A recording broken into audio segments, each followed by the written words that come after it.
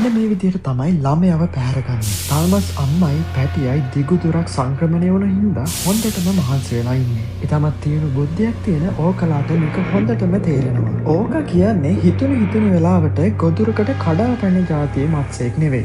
ඒගොල්ලෝ අඟලින් අඟල ගණන් බලලා සංවිධානාත්මකව තමයි ගොදුරකට ලබා දෙන්නේ. එක ඕක කෙනෙක් මෙන්න මේ විදිහට තල්මස් පැටියව මාවගෙන් මුදව ගන්නවා. හැබැයි තල්මසාට පුළුවන් ආයෙත් හැරිලා මේ ඕකලා තුන් දෙනාටම පහර දෙන්න.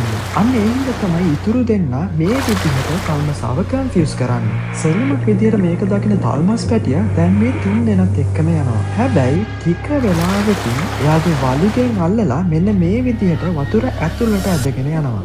ඉතින් පුංචි තල්මස් පැටියාගේ ලං කැපැසිටි එක අඩු හින්දා සුළු වෙලාවකින් මේ විදිහට ජීවිතක්ෂයට පත් වෙනවා.